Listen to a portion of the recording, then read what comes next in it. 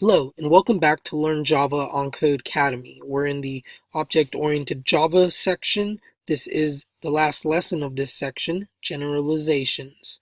Great work. Let's review everything that we've learned about object-oriented programming in Java so far.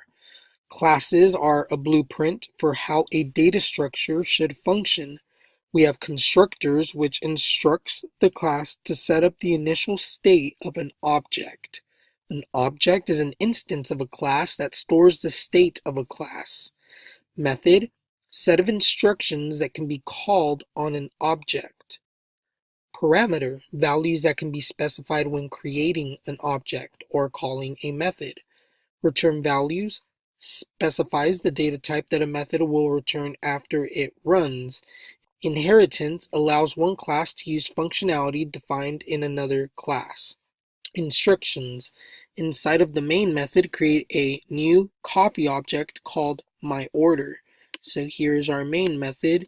Inside, we're going to create a coffee object called myOrder. That is a new coffee.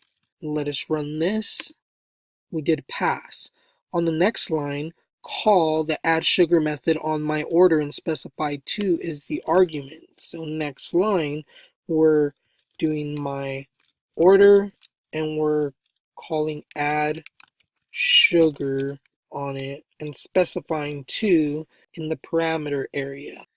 So if we go back up here, we see add sugar method has a parameter cubes. So the argument we provide is 2, which will be passed in there and will print you added 2 sugar cubes. Makes sense. Let us run that. We did pass.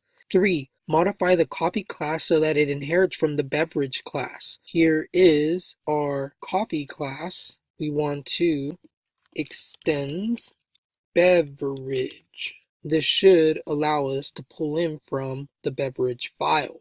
Let us run that. We did pass. Now inside of main, call the isFull method on the myOrder object. So back in here, we want to say myOrder and call isFull. And if you guys don't know where that is, it's over here in this beverage file, which has isFull. Your order is full. So we're able to pull from the beverage file and use the isFull method on myOrder. Let us run this.